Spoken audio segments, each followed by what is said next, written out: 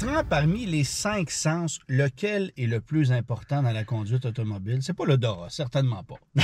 Quoique c'est pratique, là. Oui, c'est ça. Mais c'est Si sûr. ça sent l'huile, il faut que tu le saches. Mais bon. Mais c'est simple. Les gens ont un accident, une collision, parce qu'ils n'ont pas vu, parce qu'ils ne pensaient pas. Donc, le sens de l'observation, c'est le sens le plus important lorsqu'on est au volant.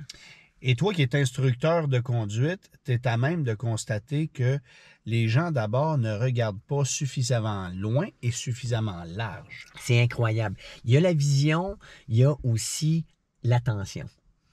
Donc, souvent, les gens sont en attention sélective. Okay. Même, je dirais, des fois, là, j'appelle ça vision paille. Ils regardent dans une paille. Oui. Donc, à ce moment-là, oui, ils voient devant, ils sont en effet tunnel, puis là, ils ne roulent même pas vite.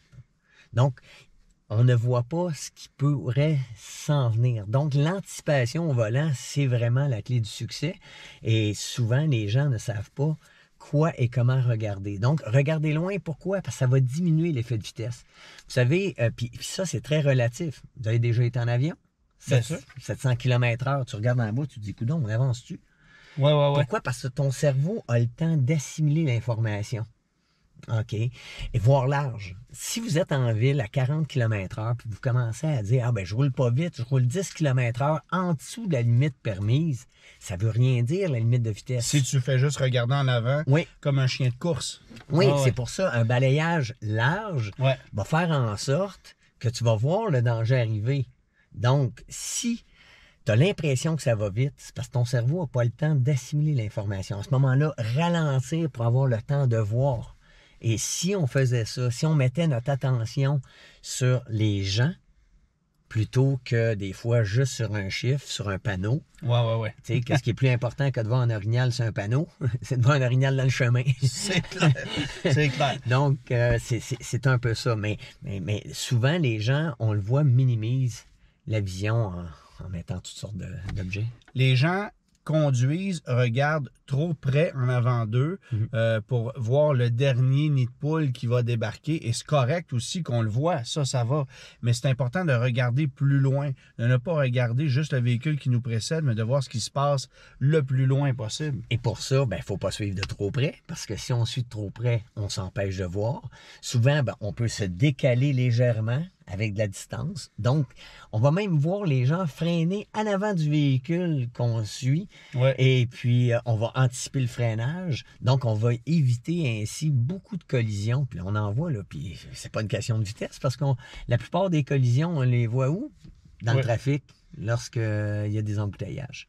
Bon, évidemment, la visibilité, on vient de le dire, c'est évidemment le facteur le plus important, mais la visibilité peut être obstruée par un paquet de trucs, que ce soit des appuis-têtes à l'arrière qui viennent obstruer la visibilité dans la lunette. On n'en a pas besoin des appuis-têtes, on les abaisse au plus bas niveau ou on les retire carrément.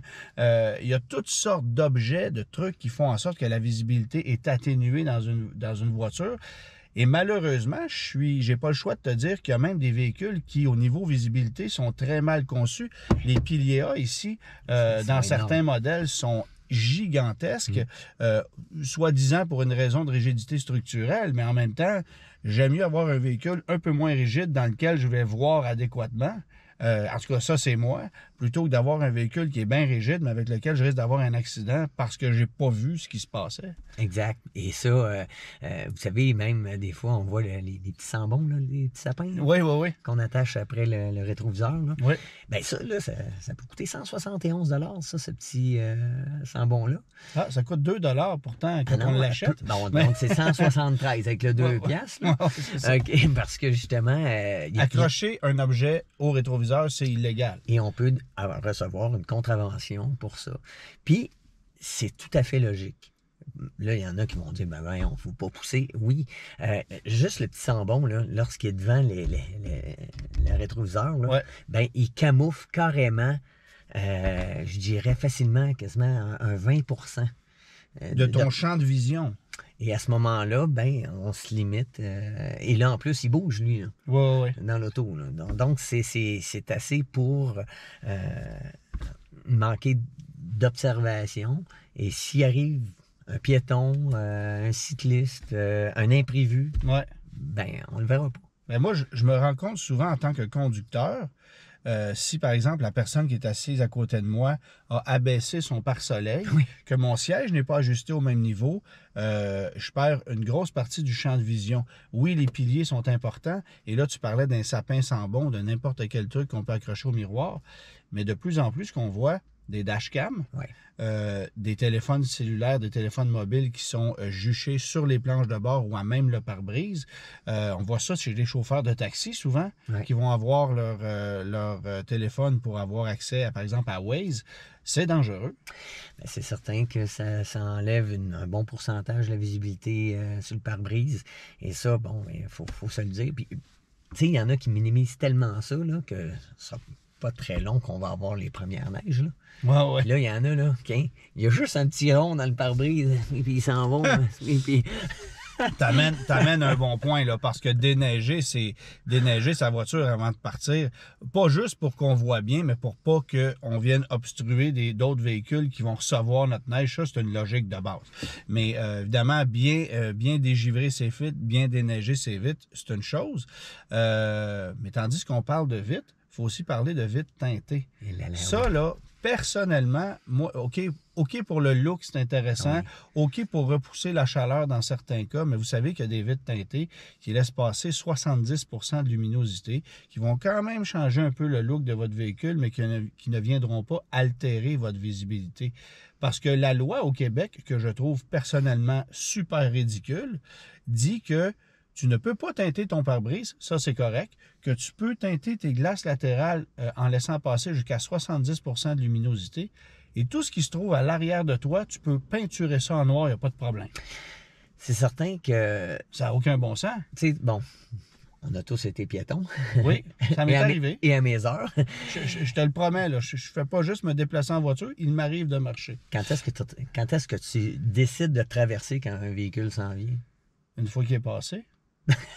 Oui. Généralement. Ou si tu le vois arrêter, c'est quand tu as un échange visuel avec le conducteur. Ah oui, oui. Or, latéralement, si tu n'es pas capable d'avoir un échange visuel, c'est là qu'on comprend. En tout cas, moi, c'est comme ça. Quand j'ai vu Annie, là, qui vient me regarder dans les yeux, c'est là qu'on a compris nos intentions. OK. C'est la même affaire que le piéton. C'est quand même un autre sujet. Là. Oui, on dérapera pas. Oui, c'est bien ça. Mais non, n'empêche que, tu sais, prenez l'exemple d'un fourgon de livraison. Il y a juste des vitres à l'avant qui ne sont pas teintées, puis lui a une visibilité sérieusement obstruée. C'est pour ça qu'il y a de gros rétroviseurs pour être capable de voir latéralement. Puis c'est pour ça qu'on a inventé aujourd'hui des caméras de recul grand angle qui sont capables d'être installées sur les camions cubes, les camions de livraison. Ça change complètement la donne au niveau visibilité. Mais les gens se fient souvent à la caméra de recul avec une perspective qui n'est pas parfaite pour dire « Oh oui, j'ai vu, il n'y a rien. Attends un peu là. » Moi, je trouve ça complètement stupide qu'on puisse teinter complètement les lunettes arrière, les glaces de côté latérales, faire un angle mort. Ça passe aussi par des vitres qui sont sur les côtés, à ce que je cherche là. Puis si tu vois rien, si c'est sombre à l'extérieur, tu sais, moi, j'en ai possédé des voitures avec des vitres un peu trop foncées, puis honnêtement, t'es pas à l'aise, là. Ah, c'est certain. Puis on comprend, là, pour le look, c'est vraiment génial, mais pour vraiment l'utilité, là, c'est même... on augmente, ou plutôt on diminue la visibilité au point où on pourrait se faire piéger. Puis parlant de piéger, là, c'est la deuxième fois, tu n'as pas ta ceinture. Ouais, mais on est stationné, là. Oui, t'as raison. OK. Un peu. Attache au lent, donc.